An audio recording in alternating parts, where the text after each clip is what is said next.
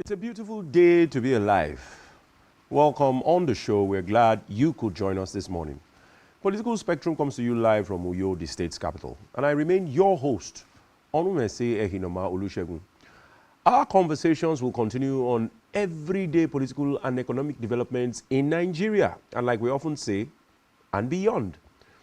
Now, on President Tinubu's administration's calendar, today is September the 14th, Thursday, 2023, and it marks exactly 109 days of President Bola Tinubu in office as the President of the Federal Republic of Nigeria.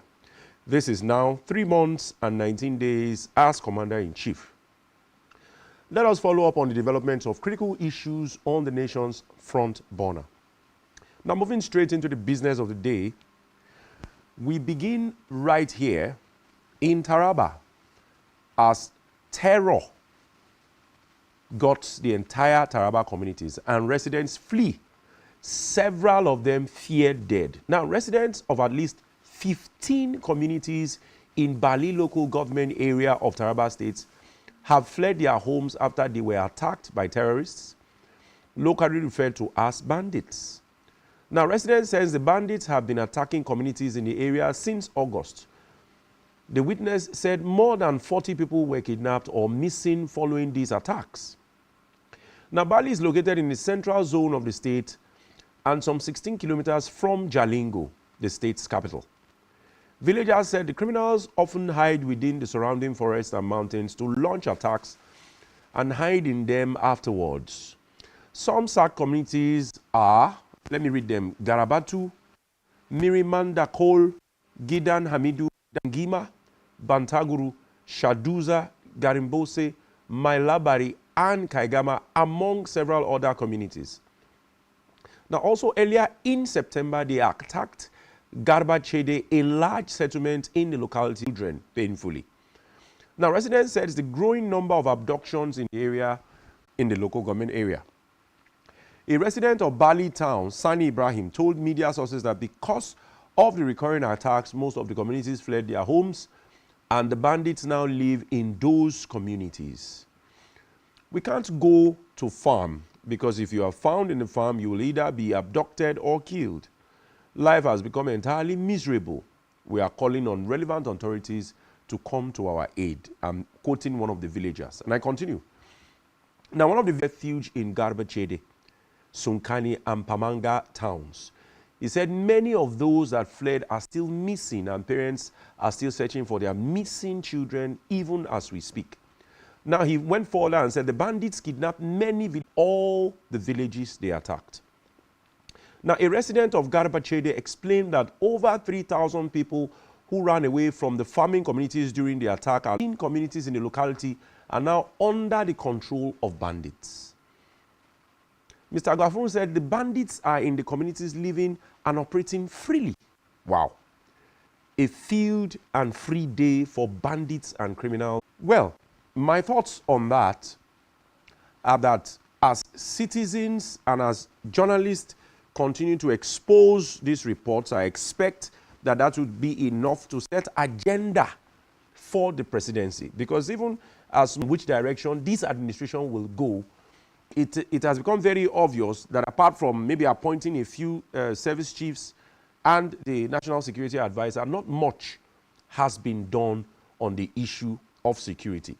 And government's first priority is securing lives and properties of its citizens, especially those that are vulnerable and not as privileged, as a few few percentage of rich Nigerians.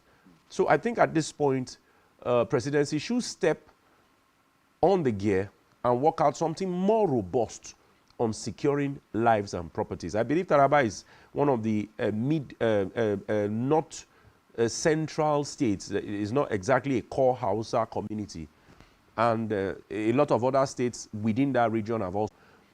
A lot of commotion has happened as police tear gas protesting UNILAG students. We've not heard that there is any of the students that are armed or are causing some kind of mayhem, but we have heard that police are stepped in and they were tear gassing them to force them to stop the protests. Now, armed policemen on Wednesday tear gas protesting students of the University of Lagos Unilag who took to the streets to protest the hike in the fees by the management of the institution. Now, the university recently asked students to pay over 190,000 naira. As against the previous regime of Gate chanting solidarity songs, even as they carry placards to protest the fee hike, Nigerian public universities remain tuition-free. The recent astronomical hike in sundry fees payable by students in most public universities has resulted in outrage and protests. Now, the Vice-Chancellor of the University of Lagos, Folashade Ogunshola, a professor, had in an earlier interview said that the old fees regime is no longer sustainable as the university continues to incur in about options for students, among others, to ensure that students do not drop out of the institution.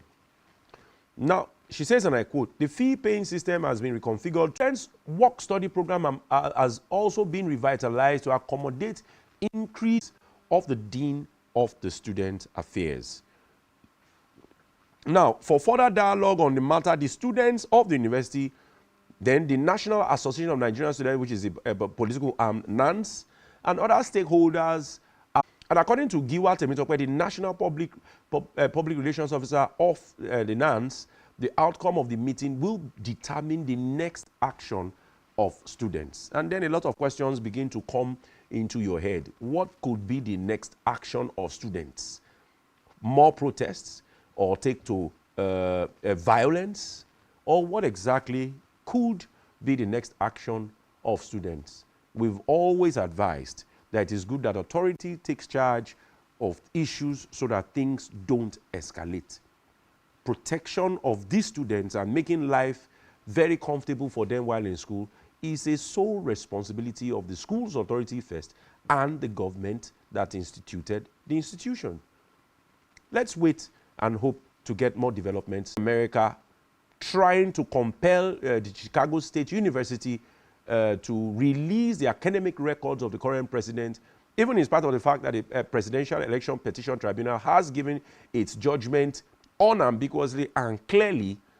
We see another drama, so to speak, or development.